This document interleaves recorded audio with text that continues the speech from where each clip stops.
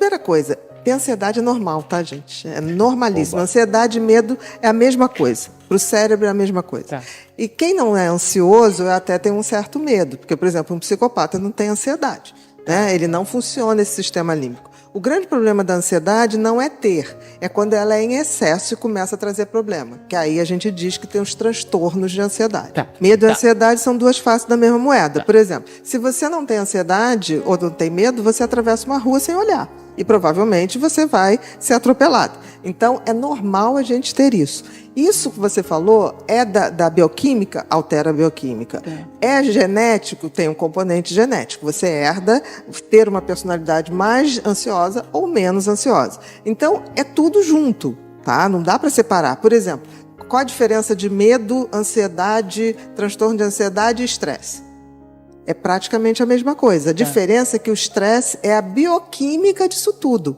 Quando eu vejo lá que o cortisol subiu, que a noradrenalina está mais alta, que a serotonina está mais baixa, eu digo, isso aí é a consequência bioquímica que eu posso medir.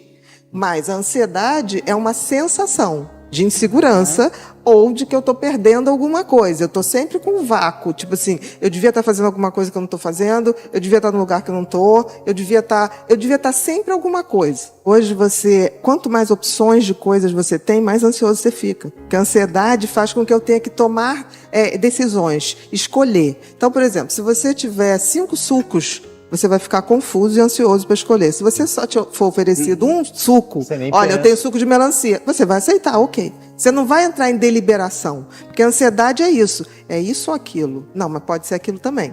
Aquilo talvez. Eu acho que a garotada que está chegando aí com 20 anos está bem mais ansiosa. Por exemplo, eu me lembro que na minha época, o topo era tipo assim, $1 milhão. $1 milhão, fazer $1 milhão hoje, chega a ser ridículo. Depois que vieram o pessoal das redes sociais, exatamente, não diz mais nada. Então eu acho que o pessoal está chegando com muito mais ansiedade, principalmente as pessoas que estão vindo dessa era digital.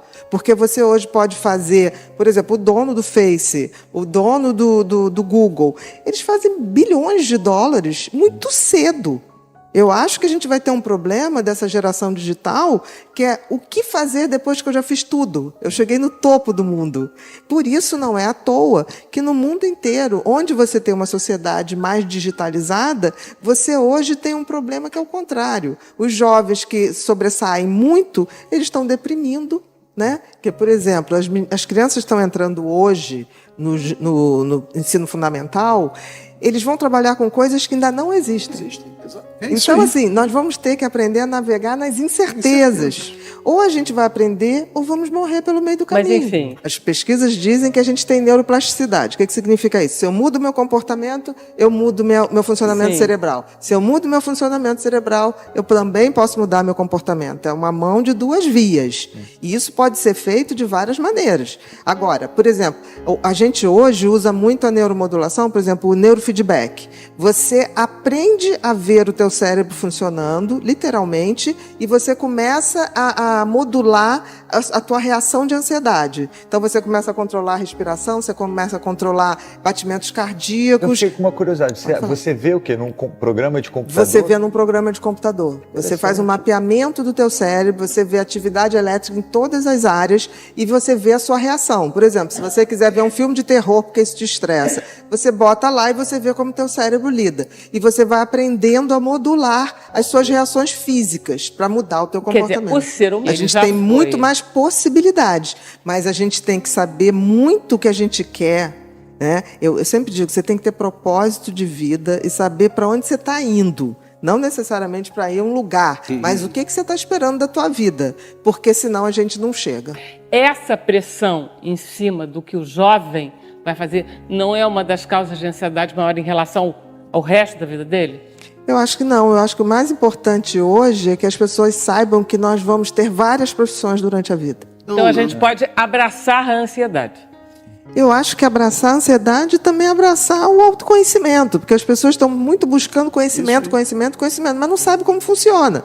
Aí a pessoa vai numa pessoa que diz que cura, aí ela põe lá a vida dela, ou ela vai numa religião para poder atingir a sua iluminação. Em vez de descobrir qual é o gatilho que provoca a tua ansiedade. Claro. No caso, Autoconhecimento eu acho a coisa mais e você não vai revolucionária que nunca tem. evitar a ansiedade, no fundo. Não, porque a ansiedade você tem que ter. Nem Você é tão tem que grave assim. se conhecer a ponto de não adoecer disso. Por exemplo, da tua respiração não parar, Claro. né? Porque é isso que eu estou falando. Todos nós devíamos ter essa coisa de estarmos aqui ou deu uma paradinha, fazer essa coisa respiratória. Isso é fundamental para baixar o nível de ansiedade. Segundo problema, os remédios, porque aí entra o Marcos, né? Remédio é básico, todo mundo pede. Você que é Todo mundo psiquiatra. pede e eu evito ao máximo dar.